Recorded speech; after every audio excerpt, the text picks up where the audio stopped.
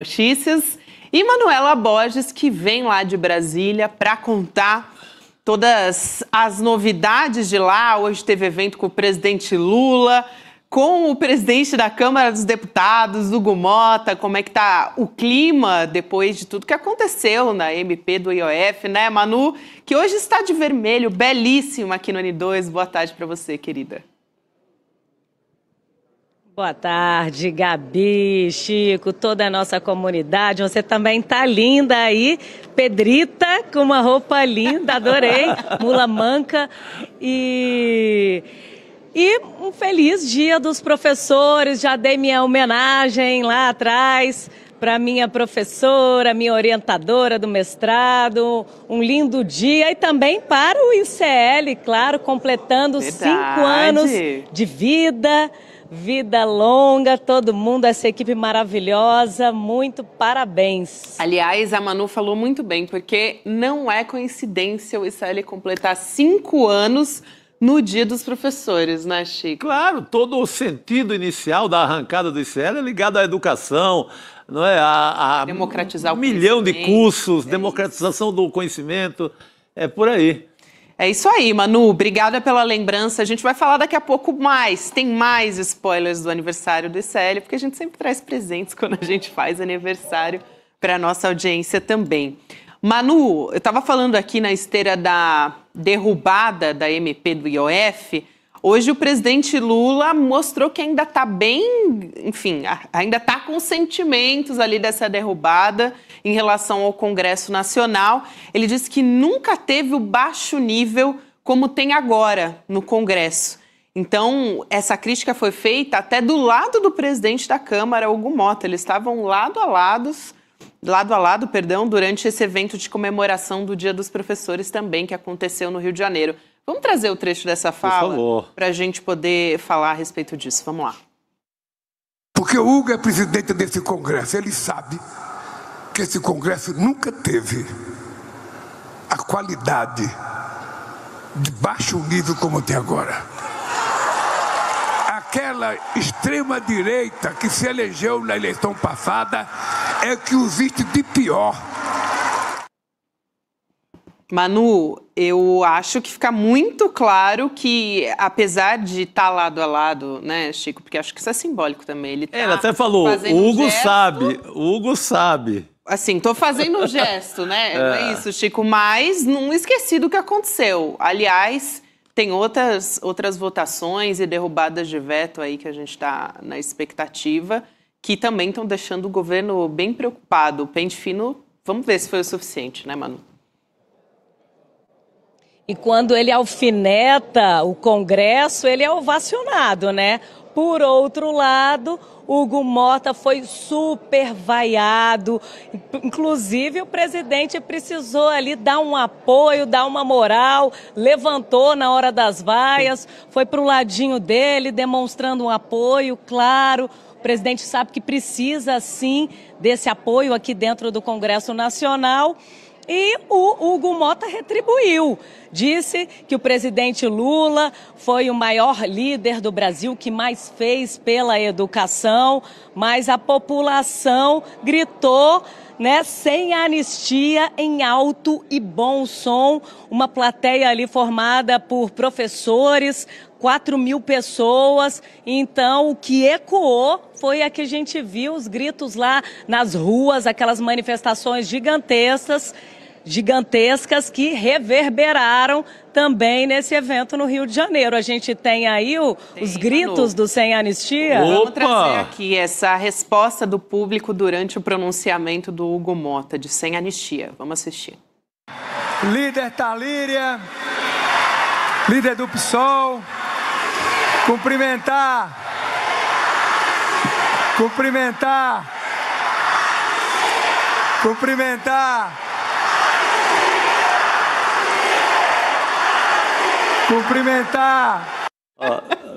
Ele fica segurando o Lula para Lula não sair, viu, Gabi e Manu? Ele fica segurando, o Lula ameaça sair. O Lula parece que tá, assim, né, meio inclinado. Volta, homem, volta que eu preciso de você agora.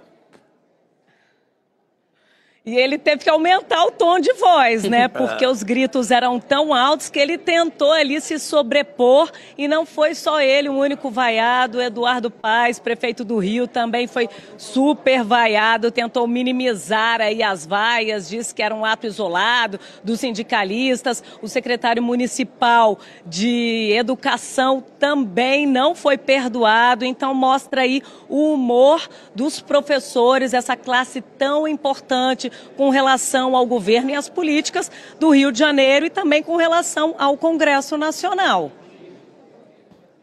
Porque é um país que aparece dinheiro para fazer qualquer coisa. Para socorrer banco, para resolver problema de rico. Agora, lembra nessa questão do tarifaço do Trump?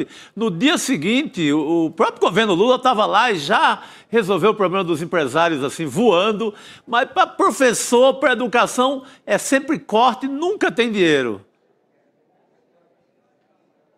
30 bilhões, né, para os empresários. Essa medida provisória precisa ser até analisada aqui pelos congressistas, do contrário, caduca. A gente tem informações de que a açaí não deve ser derrubada, porque, claro, ajuda o setor produtivo, quem está sofrendo aí com essas taxas, altas taxas impostas pelo governo dos Estados Unidos, que a gente também tudo leva a crer que esse namoro com Trump pode derrubar essas taxas, porque a verdade é que os Estados Unidos são os que mais sofrem com essa sobretaxação. Isso está reverberando lá do outro lado do mundo, na casa do tio Sam. Boa, Gabi. Manu, vamos falar disso, porque ele falou de muito bom humor, né? Então a gente está vendo a manchete aqui na capa do nosso site, falando a respeito desse telefonema que o presidente Lula, a gente vai colocar aqui na tela daqui a pouco, do telefonema que o presidente Lula teve com o Donald Trump no último dia 6, e também o encontro na ONU. Ele falou a respeito disso. Agora sim, a gente tem aqui, não foi química, pintou uma indústria petroquímica, fez essa brincadeira ali o presidente Lula. E ele fez um anúncio também, né, Manu? Como você estava adiantando aqui sobre essa fala do Donald Trump, o ministro das Relações Exteriores, o Mauro Vieira, ele vai se encontrar com o secretário de Estado estadunidense, o Marco Rubio. Isso vai acontecer amanhã, pelo menos essa é a expectativa. Então a gente assiste ao trecho e volta a conversar a respeito disso. Vamos lá. Sabe, não pintou química, pintou uma indústria petroquímica. Tá? Amanhã nós vamos ter a conversa de negociação. E eu estou dizendo isso para vocês porque a nossa relação, a relação humana, ela é química. Manu, muita expectativa sobre o que vai ser conversado nessa reunião, e Chico também, porque, enfim, o Jamil Chad já trouxe muita informação de bastidor sobre isso, sobre quais são os interesses por parte dos Estados Unidos. É claro que o tarifaço talvez seja a pauta principal, de interesse do Brasil, negociar, de repente conseguir até sustar a tarifa de alguns produtos, mas também a gente tem também sanções contra o ministro Alexandre de Moraes, que no fim das contas atinge o nosso judiciário, né, o Supremo Tribunal Federal Brasileiro. Enfim, tem uma série de questões que vão ser pauta nessa reunião, né, Manu? Como é que está a expectativa em relação a isso para amanhã? Fica cada vez mais evidente de que não se trata da família Bolsonaro, de Jair Bolsonaro, conceder perdão, caça às bruxas, para o desespero do PL e do clã bolsonarista. Se trata realmente de outros interesses, exploração das terras raras, que os Estados Unidos estão nesse embate com a China. Brasil e China têm as maiores territórios para explorar esses minerais tão importantes para a produção dos eletrônicos. Tem também a exploração da faixa equatorial de petróleo. Então tem muitos interesses por trás dessas medidas impostas. A própria participação do Brasil no BRICS, defendendo que o dólar não comande a economia mundial. Isso incomodou muito os Estados Unidos, Donald Trump. Então, são outros interesses que são muito além do que a família Bolsonaro gostaria que, enfim, estivesse na pauta. Cada vez mais Bolsonaro é ignorado nessas tratativas e o governo brasileiro vai focar principalmente, sim, na redução dessas sobretaxas e no fim dessas sanções, que não há motivos para isso. Houve motivo lá atrás, porque Donald Trump estaria sendo influenciado por Eduardo Bolsonaro, por Paulo, esqueci até agora o sobrenome dele. Figueiredo. É que a relevância era que a Manu O neto do ditador. Isso. Cada vez mais irrelevante. Então, isso tudo, claro, incomoda muito aqui os bolsonaristas, a pauta da dosimetria, que cada vez mais é enterrada, a gente já não ouve falar. Eles, enfim, dizem que vem semana que vem essa dosimetria, mas o fato é que não se fala mais em anistia geral e restrita no Senado. Isso vai ser derrubado se chegar lá. Eu conversei com vários senadores, eles falaram: Manuela, aqui não passa, porque a gente ouviu a voz das ruas, né? A voz do povo. E isso realmente é o que importa e é o que Hugo Mota deveria estar fazendo, ao invés de contratar uma consultoria para melhorar as redes sociais da Câmara dos Deputados, né? A gente tem essa notícia aí também para repercutir, né? Essa consultoria vai ter trabalho, hein, Gabi e Manu? Vai ter muito trabalho, porque olha a imagem dele, o filme está queimado, viu? O filme está queimado ao ponto de ter. Hoje você tem outdoor até em Campina Grande, outdoor rogando ali para Paraíba não reeleger o Hugo Mota. Porque o papel do Hugo Mota nos últimos tempos tem sido, pelo amor de Deus, um papelão.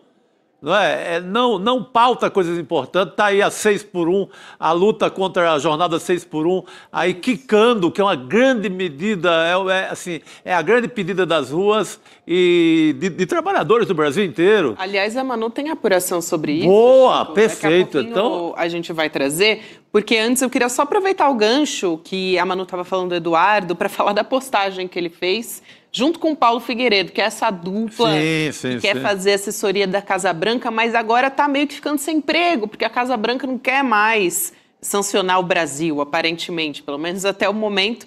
Então a gente tem o Eduardo Bolsonaro postando o seguinte: saindo agora de reunião no Departamento de Estado com o Paulo Figueiredo. Aqui algumas novidades. Aí ele posta uma foto ao lado do Paulo Figueiredo. Ele posta justamente um dia antes do encontro do Mauro Vieira com o Marco Rubio, que também quer dar uma sinalização, como se ele tivesse algum tipo de influência, queria dizer que ele é mais influente até do que o nosso Ministério das Relações Exteriores, né, Chico? O recado é esse.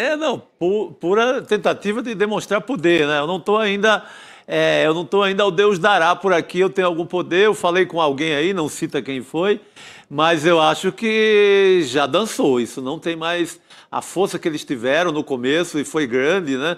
Eles causaram o maior prejuízo à economia brasileira, ao ponto do Ministério da Fazenda ter que correr para arrumar essa grana, para minorar ali, né? Reduzir o efeito desse tarifaço, mas agora eu acho que o jogo virou, né, Manu? Manu, eles disseram, basicamente, porque aqui a gente não tem o vídeo, tem uma imagem, né, do Paulo Figueiredo com o Eduardo Bolsonaro, e aí eles disseram que eles continuam sendo ouvidos pelo governo dos Estados Unidos. É basicamente isso, né? Que os Estados Unidos vão continuar trabalhando para o que eles chamam de reduzir poder de regimes totalitários, porque eles dizem que o Brasil é um regime totalitário, que é um absurdo. Mas eles disseram isso, né, que é uma maneira de querer mostrar para os seguidores dele que não, a gente continua sendo influente. O Lula não está tão próximo assim do Donald Trump, o governo americano está ouvindo a gente. É isso, né, Manu? O que a gente vai ver nas cenas dos próximos capítulos, né? Eu vi outro post do Eduardo Bolsonaro reclamando que o dinheiro está acabando.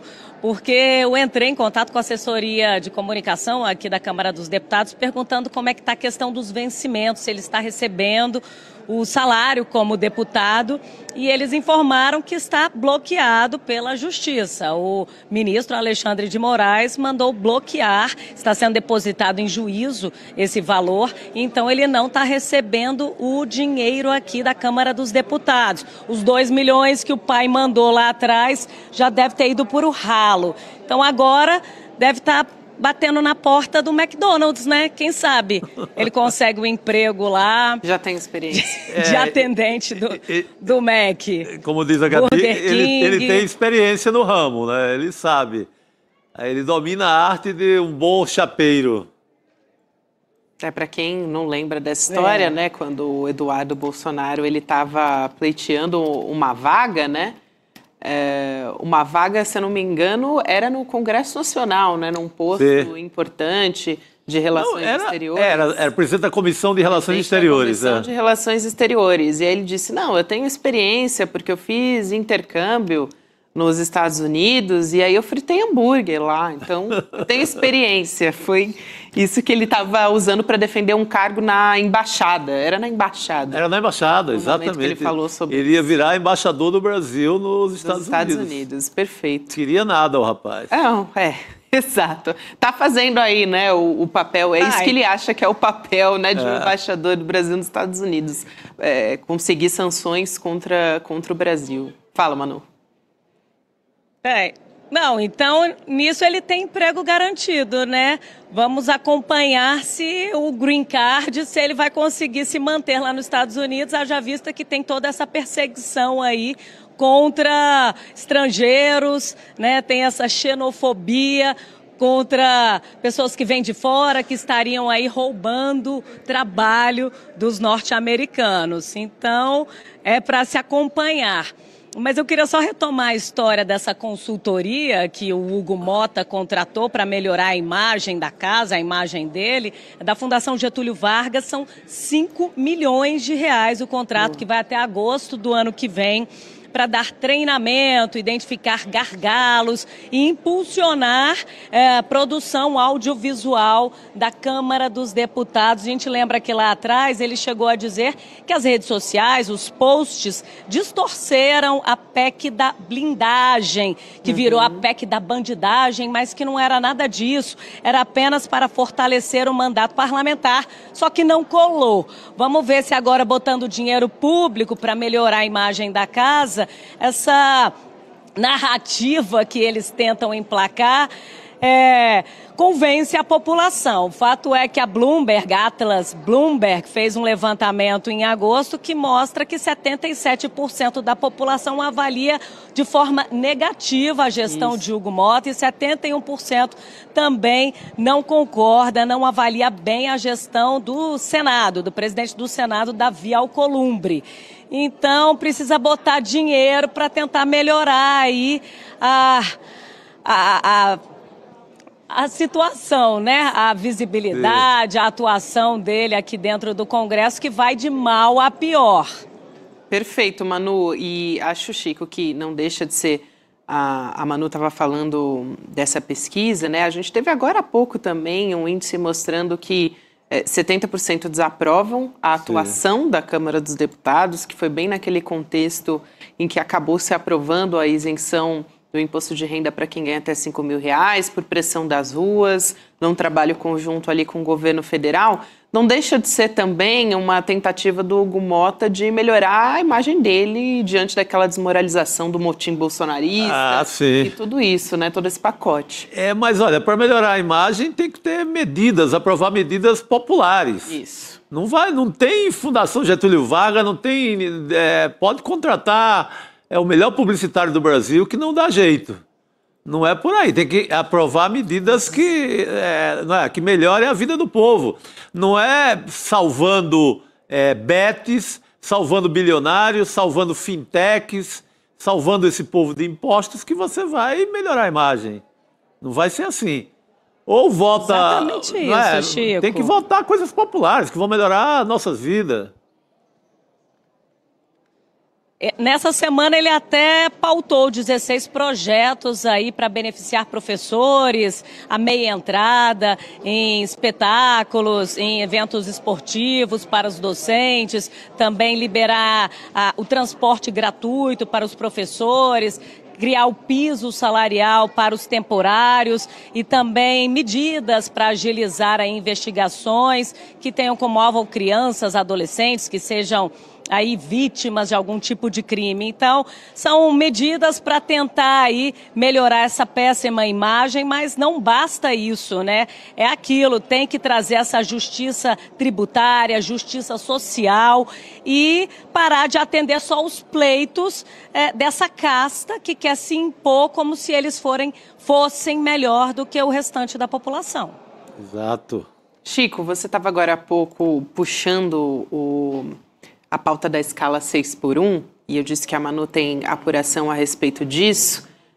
A gente estava falando da impopularidade da Câmara dos Deputados também, agora, e isso é super importante, para falar da tramitação desse projeto que tem um fortíssimo apelo popular. Aliás, quando o povo foi às ruas agora para falar de taxação de super ricos, praticamente se via em todo lugar também subindo aquela placa cheio de cartaz, falando do fim da escala 6x1. Então, a proposta está muito devagar na Câmara dos Deputados, né, Manu? E o Senado pode ser que mais uma vez puxe essa proposta para começar a desengavetar essa história também, né? Qual que é a sua apuração aqui que você traz para a gente? A gente pode ficar otimista com essa pauta?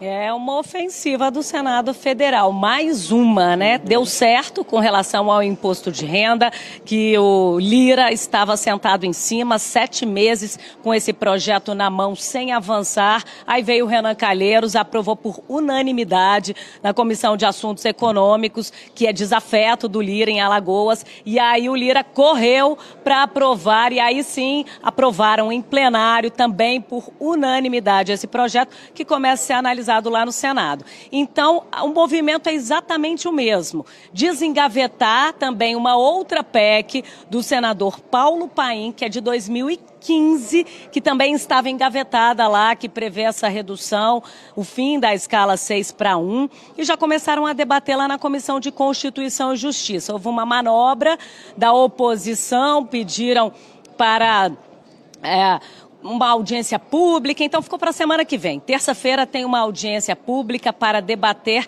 e a ideia é forçar a aprovação da PEC lá no Senado. Então tem um outro projeto da Érica Hilton também tramitando aqui na Câmara dos Deputados desde fevereiro, não consegue avançar, já tem 171 assinaturas favoráveis a essa proposta de emenda à Constituição, mas a Érica não consegue ainda avançar porque o presidente da casa simplesmente senta em cima, não pauta. A Érica, que tem milhares de seguidores nas redes sociais, ela tem feito uma propaganda, uma educação ferrenha aí nas redes, chamando a população para cobrar essa escala desumana, que é uma escravidão moderna.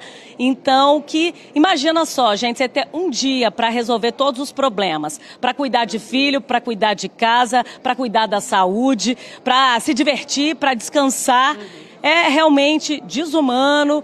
Então, é uma pauta muito importante e que atende pelo menos 35% da população. Eu tentei levantar esse dado, não há um dado consolidado, porque a escala de trabalho varia muito de setor para setor. Então, estão sendo feitos levantamentos para ter um número exato de realmente quantas pessoas podem se beneficiar com essa proposta que muda a Constituição e acaba com essa exploração.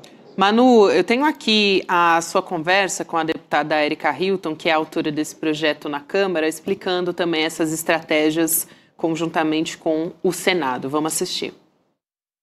Na verdade, o Senado começou a caminhar essa proposta, né? Nós vimos o Senado dando um primeiro passo, mas a nossa estratégia permanece também em fortalecer o debate e as articulações políticas para que o nosso texto seja destravado aqui na Câmara dos Deputados. Nós estamos em conversas com o governo, nos reunimos com ministros na semana passada, retornamos a me reunir com ministros na semana que vem para que a gente destrave o texto aqui. Parece que o Senado, de fato, encaminhou e avançou com essa proposta. Nós teremos audiência pública na semana que vem para tratar do tema. Esperamos que já na próxima semana a CCJ do Senado consiga aprovar o texto do senador Paim lá no Senado e que a partir disso nós consigamos olhar para a Câmara e dizer: e aí, Câmara, nós vamos ficar parados enquanto o Senado toma essa iniciativa? Então a nossa estratégia tem sido buscar o consenso com os partidos de centro, dialogar com aqueles que são de interesse, mas fazer com que se destrave a nossa proposta aqui na Câmara também. Aliás, é importante dizer aqui, Chico, que esse primeiro movimento foi feito por um influenciador que virou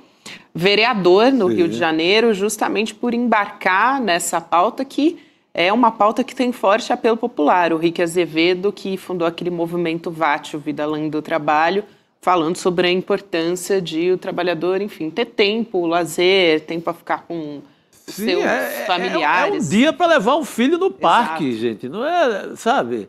Não está pedindo mamata, não está pedindo essa semana dos deputados, que é uma semana de 2 dias.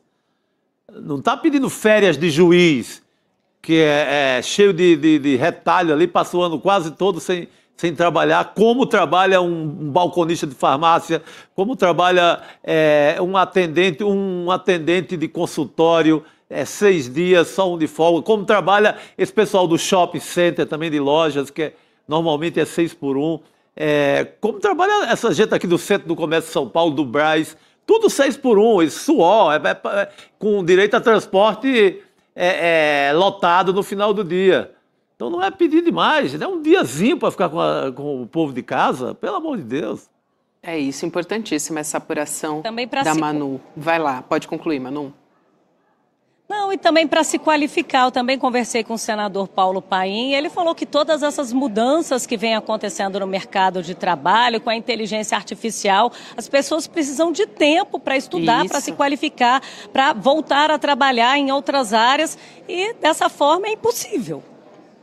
Perfeito, Manu, obrigada por essa apuração. A gente vê, então, essa questão do fim da escala 6 por 1 avançando no Congresso Nacional, e isso com certeza é uma boa notícia também para o trabalhador brasileiro. Obrigada, Manu, um beijo para você, minha querida. Valeu pela participação também aqui essa semana. Bom ter você com a gente.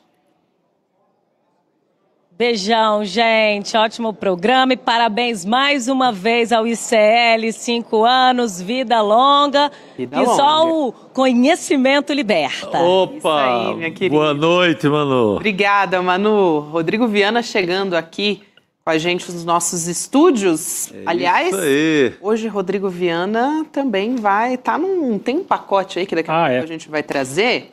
Tem uma live aí. Tô dando um spoiler. Pô, não estou sabendo de nada. Vai participar. Ele que é especialista em América Latina, conhece muito de Argentina, compartilhando conhecimento com a gente. Sim. Agora sim. Oi, Gabi. Oi, Chico. Boa tarde. Boa noite para todas e todos que nos acompanham. Boa noite aos nossos professores. Eu vi o Chico citando aí uma professora e um professor, né? É emocionante isso. Uma dupla ali. E eu estava pensando na importância da escola pública, né, Chico? Você estudou em escola pública? Sim. Gabi também, que já me contou aqui na Moca. Eu sou escola pública do primeiro ao último ano. Eu também. Agora, vocês se conseguem imaginar se não tivesse escola pública, como é que faria? Talvez tivesse a sorte, né, como era lá nos anos 30, algumas famílias mandavam um filho, as mulheres, às vezes, mas era mais difícil, para estudar num seminário, porque tinha alguém lá e tal.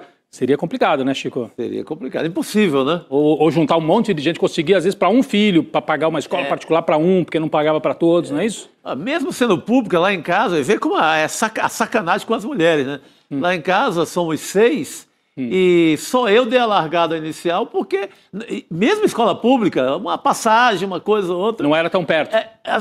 As mulheres ficaram em casa. Olha só. É loucura. Depois é que, com a certa democratização do ensino, é que uma das minhas irmãs chega à universidade. Olha só. Já agora nos anos 2000, por conta das mudanças no mundo. Mas você tocou na questão perfeita ali. Na escolha, ia o homem ali, normalmente o mais velho, e as irmãs ficaram na poeira aí. A Gabi, que cresceu aqui em São Paulo, já teve uma outra perspectiva, estudou numa boa escola pública, pelo que você me conta, né, Gabi? Então, Rodrigo, era uma escola pública muito tradicional lá no bairro da Moca. No bairro da Moca, na Zona Leste. O MMDC. E depois teve uma questão de falta de verba, falta de professor. Eu fiquei 3 anos sem aula de física na escola pública. E aí depois tive que correr atrás para conseguir, né, me adaptar ali, porque o vestibular é algo bem desproporcional, né?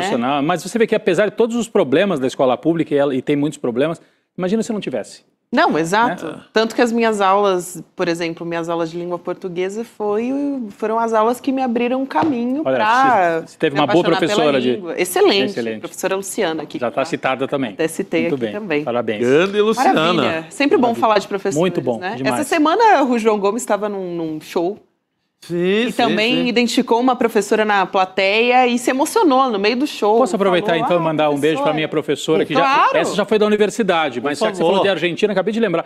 A Maria Lígia Prado, que foi minha mestra, minha orientadora na USP, na universidade, e que me levou pelo caminho para estudar a América Latina. E hoje, se eu vou falar na live hoje à noite, tem muito a ver com ela, minha professora. Eu continuei chamando ela de professora a vida inteira, depois do mestrado. Ela falou, não me chama mais de professora, eu sou a Lígia. Eu falei, não, para mim você é professora. Eu não conseguia chamar ela de professora. Toda. Dentro da casa dela, às vezes em reuniões, professora. E o João Gomes, ele é lá de Serrita. Isso. A terra do vaqueiro, lá no interior de Pernambuco. E ele fez aquele manifesto bonito para a professora que estava na plateia. Que legal, demais. É verdade, ele identificou a professora ali na plateia e falou, minha professora está ali no canto, foi falar dela, se emocionou. Muito bom. Muito bom.